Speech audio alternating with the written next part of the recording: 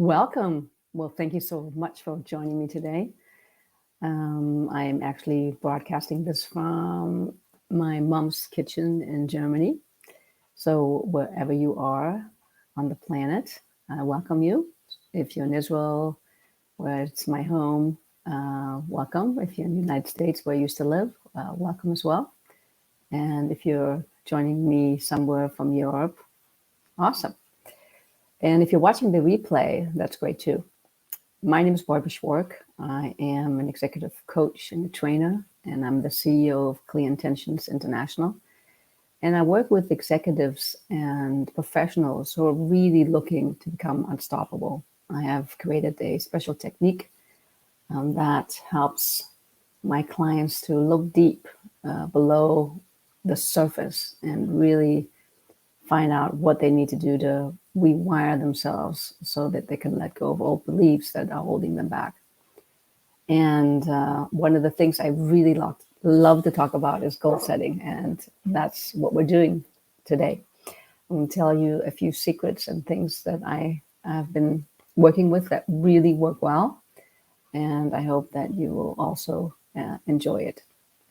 So let's get going. So goal setting is something that's always helpful.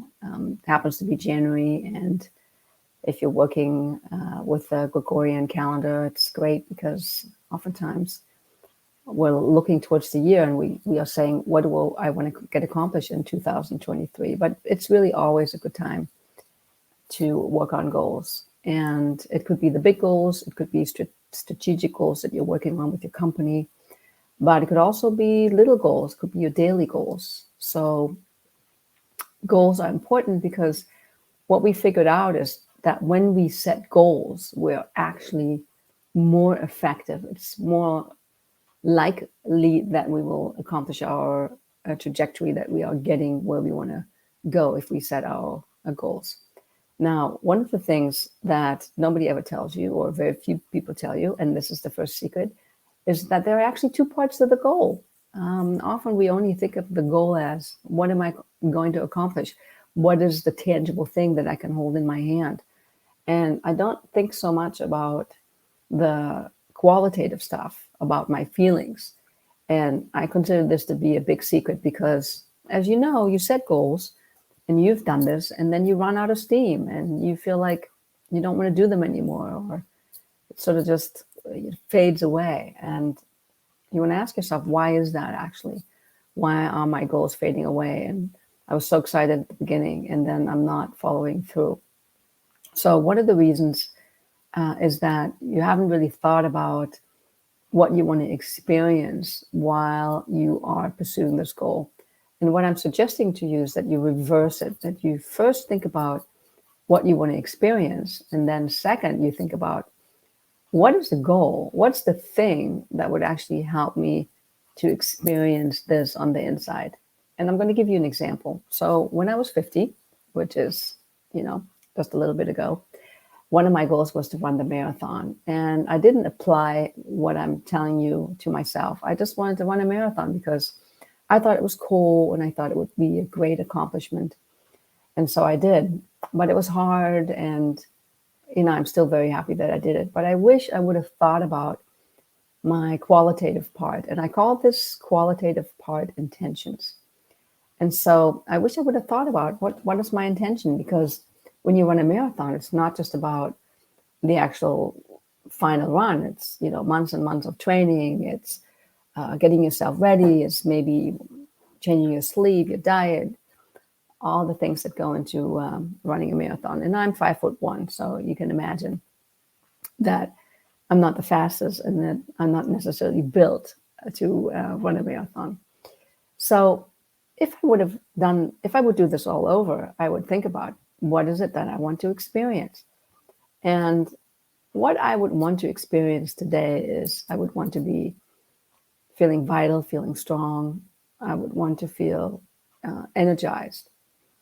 And then I would think about what my actual goal would be, and I would see if it would still make sense for me to run a marathon. Maybe it would, maybe it wouldn't. So what I suggest should suggesting to you is that when you have a goal, that you take a step back and that you think about, what is it that I want to experience here? How do I want to feel? What is it that I want to walk away with? And then you think about what would make sense. Does it make sense to make a lot of money? Does it make sense to travel around the world? Or is the thing that you're actually after something that can be achieved with a small thing by moving your consciousness into a different direction? So that's the big secret. That's something that you always want to keep in mind. Now, the second thing that I want to talk about is that oftentimes we don't really know why we are not accomplishing our goals. And that's sort of the second secret that I want to talk about. And that is oftentimes our values do not align with our goals, and they don't align with our intentions.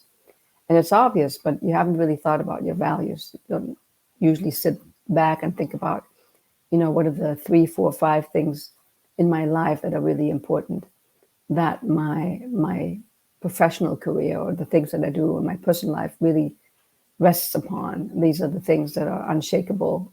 These are the things that are important to me. So oftentimes when we are not accomplishing our goals, there's a conflict. There could also be a conflict that the goals are just simply too big. It's like, I'm making, let's say, $50,000 a year, and all of a sudden my goal is to make $1 million. And that's just not realistic. So right off the bat, it's going to be hard for you to accomplish your goal. So a rule of thumb is that you always want to make sure that your goals are 50% realistic, at least 50% realistic, and that you want to make sure that your goals are in line with your values. Now, if you've never thought about your values, you want to take a moment to really, dig into it. I have a worksheet that I use with my clients, and I often use it in my strategic planning sessions. And there's a couple questions that you can ask yourself, going back here, and that will prompt you. And you can see here, what are people that you admire, and why do you admire them, and what do they stand for? And what are some things that you can't be with, things that are really important to you? What do you want to be known for? Do you have a legacy that's really important to you? And is there something else? So, and these are just a few questions that you can ask yourself to see if that helps you to generate your values. And then you want to look at what are the values, and you want to be able to describe them. Because when you describe the value to yourself, you're getting clearer and clearer about what that value actually is. And then you can look at the beliefs that exhibit the values and the behaviors that support the values.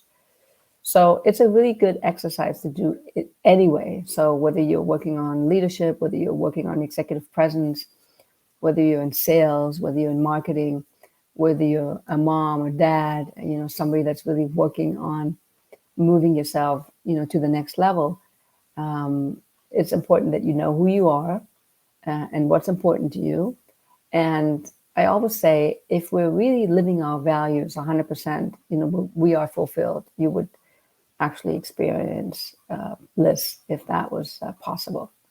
So one of the reasons we're not successful is A, we don't know what the values are, and they're in conflict with our goals. And B, we have set the goals too high, and they're not realistic.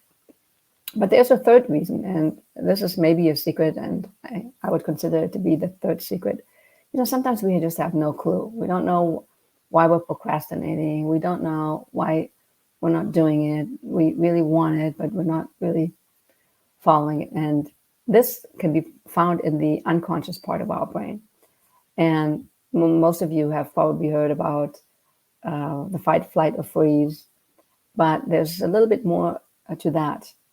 So let me take a step back and talk a little bit about the brain. And basically, if you think about the brain in a layman's terms, we have 3 parts. We have the smart part, which is called the neocortex. We have the limbic system, which is the emotional part of the brain. And we have the reptilian part of the brain, which is actually that fight, flight, or freeze. Now, most of us, we're not really aware of the fact that the brain controls everything.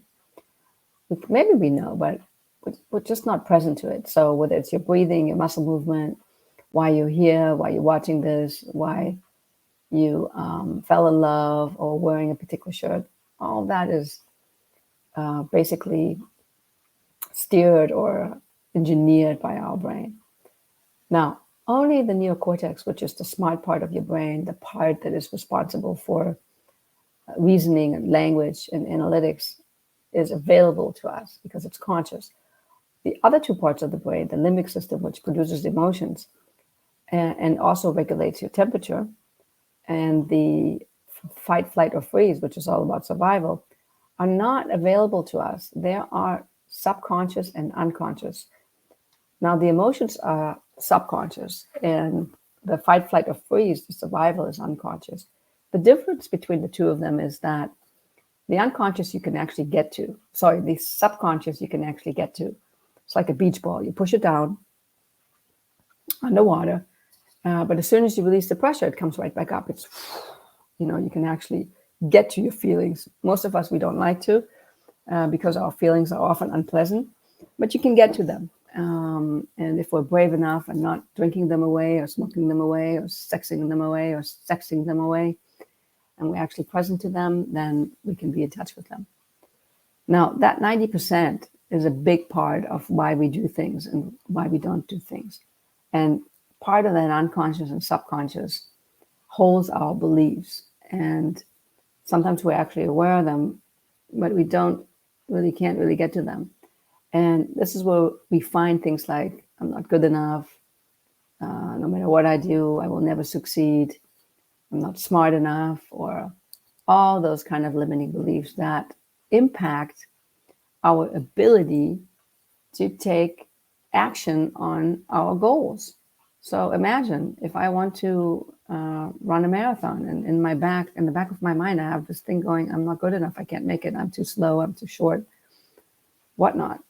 And to the degree that I actually buy into that negative belief, I am able to fulfill and take action steps to make my goal happen. So, all right. So we have this belief, and it's deep down in our consciousness, and oftentimes, might not even be aware that it's there. So what do I do? What do I do to get myself free? So I suggest that one of the most important things that you can do, and oftentimes one of the reasons that you're not clear, is that there's something distracting you and disturbing you and holding you back from being clear or creating goals for yourself. So I do something called neuroemotional coaching, and it involves something that's a little crazy. It's called muscle testing, and it's an ancient way to detect the truth of your consciousness. It's kind of like your own personal lie detector. It looks a little crazy, and of course, people always have something negative to say about everything. So they say negative things about muscle testing, but it's a cooperative test, and in that test, it becomes very quickly and very visible to yourself what you believe in. Do you believe in yourself? Do you have negative beliefs? And I use the muscle test to assist you to rewire yourself and neutralize the response to circumstance. So all of us, we've had experiences in our lives, and some were pleasant and some were not so pleasant. And sometimes something happened and sometimes nothing happened. But oftentimes we had a lot of negative experiences, and they could be little things like I came home with a crayon and I drew all over the walls, and my mom wasn't happy that day, and she's like, and she yelled at me, and boom, I created a belief for myself that it wasn't okay to be creative. And that stayed with me, and it's in my unconscious. And I am now 58 years old, and I don't know why it's so hard for me to create. And I don't even remember that happened. But my body does, my cells do, my cellular level memory does, and it's in there. So we use the muscle testing to sort of get in touch with that and neutralize it, because the moment that you're consciousness, that you realize it and connect the dots, we can let it go. And that's a beautiful experience. And most of the time, people feel like they're lighter and have more space and they're more energetic because they let go of something that they were previously holding on to. So let's see, where do I want to go from here? So neuroemotional coaching is really an opportunity to release blocks that you have and to look at why you're procrastinating and why there are behaviors that are holding you back and why you don't have clarity. And if you really want to become unstoppable and you want to move yourself forward to the degree that you have never been able to, and you're wondering why, it's, maybe something that that you want to consider of checking out. And it's easy. You can connect with me on LinkedIn, and you can connect with me on my website, or if you're on YouTube, please subscribe to my channel, like my videos. It all helps me a great deal. But I'm offering everybody who's watching this a free 30-minute coaching session with me. So I'll just mention that you watch the video when you make your appointments. And I will show you how this works. Or you can also see some older videos on my YouTube channel. But for me, this is the best and fastest way to get really clear on your goals. So that was my little plug for neuroemotional coaching. And let me just continue a little bit more about goal setting. So one of the ways for us to get started with the goal setting is that we use this tool called the Wheel of Life. Wheel of Life is amazing. It was created a long time ago by the folks that invented and created coactive coaching. And it's been used millions of times all over the world. I use it a lot, and I changed the categories and on the chart, on the pie chart, because we can use it for career search and relationships and all kinds of things. But another secret is that most of the time people do not set really serious personal goals. They have relationships and they sort of move forward, but people don't really look at their lives and look at the different categories, the segments of their life where they spend energy and say, oh, okay, let me think about my life and how I want to move it forward. So you can use the Wheel of Life, and there's two things that you want to do. A, you want to rate your level of satisfaction from a scale of 0 to 10. 0 meaning, oh my God, this is horrible. I hate it. I'm so dissatisfied in this section in my life. Or you can put a 10. You can go, oh my God, this is amazing. And it's, it's just the best it's ever been. And it's like, I'm just so happy. I'm so fulfilled. Now, make sure when you evaluate yourself that you do not compare yourself to somebody else. So, I might be somebody that has, $50, and that's, really a lot of money because I've never been that rich. So when it comes to the finance category or money category, I put myself as a 10. But, for many people, if they only had $50, it would be 0 because they would feel so poor. And so that's how you want to look at all the categories. You want to move yourself around the wheel and just rate yourself. And when you're complete with that, you want to go around a second time. And the second time that you go around, you want to rate your level of involvement or the priorities, or how important is this category, this segment. And you want to sort of put percentages, because we only have 100%. So you want to look around and say, hey, my career, my business, that takes up 50% of my time, or it's 50% important. And my fun and recreation, oh my God, it's non-existent. And my family only gets 10%. And so as I'm wheeling myself around, I can sort of see where my priorities are, and I can evaluate if that's actually working for me. Because oftentimes people feel out of balance.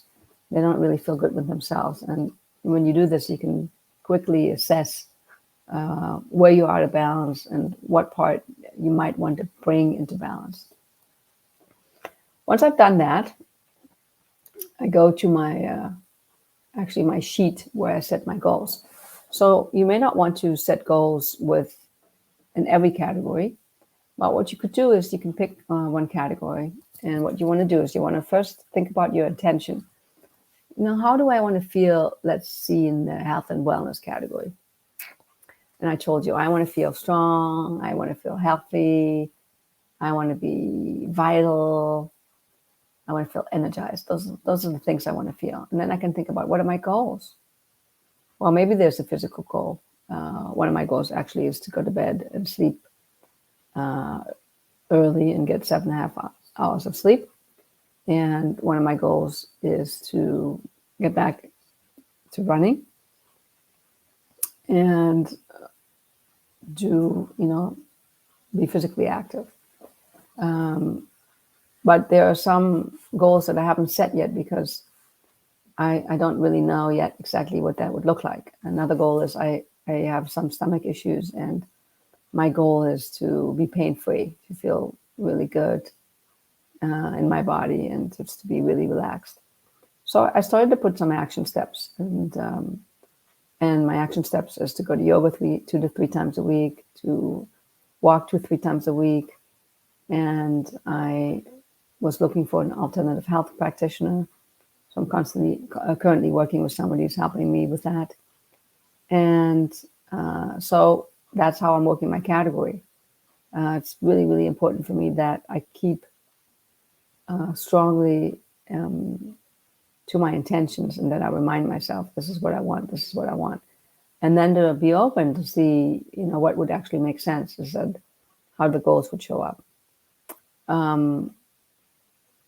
Another category could be, right now I have the category, I'm taking care of my mom. And I know it's a temporary category, but how do I want to feel? I want to be feeling good about myself, and I want her to have the best care that she can have, and be patient. And I do know that I can't control it, but I know that if I am patient with myself and I feel good about myself and loving and kind, then that is sort of the best way for me to pass that on. And my goals are to provide for her and to make sure that she has all the things that she needs, which I don't want to get into the details. If you have taken care of a loved one, there's a lot involved. And then there's action steps like, calling the doctor, getting her medicine, going shopping, cooking, cleaning, helping her to go to the bathroom, and, taking care, coordinating her care. So sometimes we have a temporary category like that we want to put in, but feel free to change it. But the clearer you are, the more fulfilled you will be, and the more that you will get out of your goals. Excuse me. And I didn't prepare necessarily my examples, and you can see that I'm much clearer about my health than I'm about taking care of my mom, because it's a relatively new thing. But the more I think about it, the more I work on it, the clearer I will be. Once you've done this plan and you've really worked it out, you kind of have a plan for life. And then what you do is you go back every year, and you can change it accordingly. And you can also check every month to see if something's happening or changing, and you can check things off.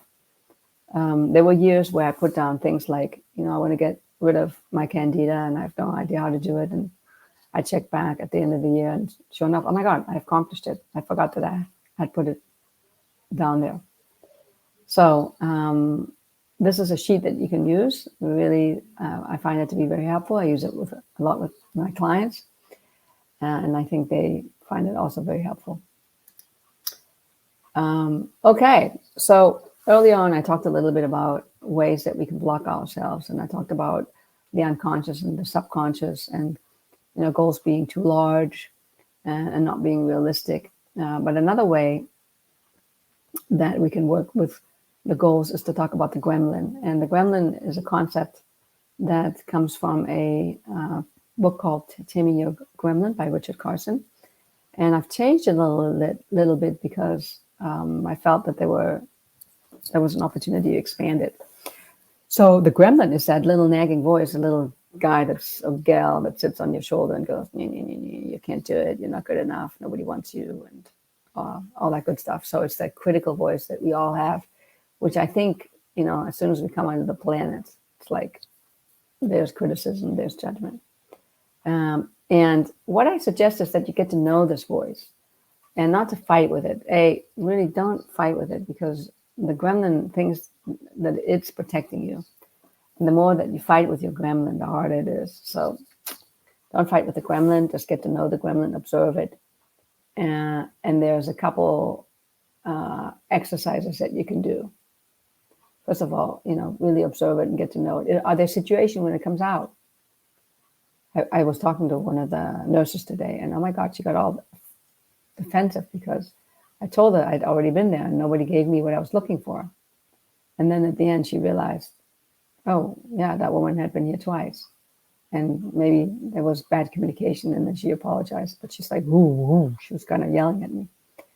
And she got triggered, and I realized that. And I was like, okay, let's just step back here for a second. So things that you can do in order to get more information about your gremlin is to answer these questions. What's your gremlin's name? Is there more than one gremlin?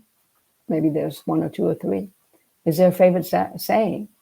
Oftentimes our spouses or partners, or maybe even our children or parents, their gremlins have favorite saying. And when you think about it, you know it. I had a partner, an ex-partner would always say to me, no, we're not talking about this. No, we're not talking about this. And it took me forever to figure out that was like her gremlin that was saying that. It wasn't really her, it was her gremlin. But then my gremlin would come out. And oftentimes, actually, when we fight with people, it's like our gremlins are engaged with each other. Favorite saying, what is the purpose?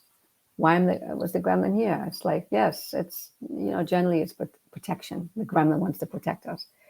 But is there another role of why the gremlin is there? So think about that and answer that for yourself. When does it tend to show up? Are there particular situations? Often I want to say when people are driving, if you have road rage, the gremlin shows up and goes, like in sports, the gremlin can show up. So there's times that the gremlin can show up. And what is the gremlin teaching you? So this is really important because the gremlin is there. It thinks that it's there to protect you. But of course, that's not really what it's doing. So you want to think about it. What is the gremlin teaching? And here's where the turnaround comes. So based on the information that you've collected when you observed your gremlin, is there a new purpose that you can give your gremlin? Is there a new role that you can assign the gremlin, meaning that the energy that this gremlin has, that you can use that energy for something else? So when I did this, I realized that my gremlin was always complaining and telling me, nagging and whatnot, that I wasn't good enough and very critical with me. And after I observed my gremlin for a while, I realized, hey, maybe I can use this gremlin to help me explore things, to sort of ask tough questions and sort of be, tough when I need this part to be tough. And over time, I've been able to do this. And so my gremlin now is sort of like, cheers me on and says, yes, you can do it. And today I was lost and couldn't find my way. And then I had that experience with the nurse. It was nice to me. And my grandmother was like, you can do it. Just like, stay strong and figure out you're on a mission here. You need to get this medicine for your mom. And then I was able to do it. So this is when it's really powerful, when you can use that negative energy and you can turn it into something positive. And you can look at this in your personal life. You can see what I wrote here, or you can look at this in your professional life. And because, it might not always be the same in either way. So in either case, the gremlin is a powerful concept that can help you to look at your goals, because oftentimes when we step outside the comfort zone, the gremlin comes up because we have this goal. We want to learn a new language. We want to meet a guy or gal. We want to, ask for a raise. We want to step into leadership. And then the gremlin comes up and says, you can't do it, So wonderful way to deal with it. By the way, and I talked about this earlier, the gremlin is really based on the limiting beliefs that you have. So it comes from this often unconscious beliefs of we're not good enough. No matter how hard you work, you won't be good enough. And sometimes some of you have worked on this for years. You've worked on this for years and you've made a lot of progress, but it's a little bit like peeling an onion and there's layers. And some of us, we will have to work on it, for the rest of our lives because it's deep. But the more you work on it and the more you let go, and sometimes you can let go all of it, the freer you will be and the more you can create and the more you can really allow yourselves to be who you are and to manifest all the things that you want. And I think that's what it's all about, for you to be unstoppable and really live the life that you always wanted to have and live. So I think this is a good place to end. I wanted to reiterate, if you're a new client and you're watching this, either you're live with us or on the replay, and you want to try out neuroemotional coaching, mention this when you make an appointment, and you will receive a free 30-minute coaching session. And in general, if you are from a company and you would like me to come and talk about emotional intelligence or goal setting, or how to set intentions, which remind you, just a reminder, it's the qualitative part of the quantitative goal. I'm here for you. I'm always willing to step in. And so I want to thank you for joining me today. And I hope to see you in the future. So take care. Bye-bye.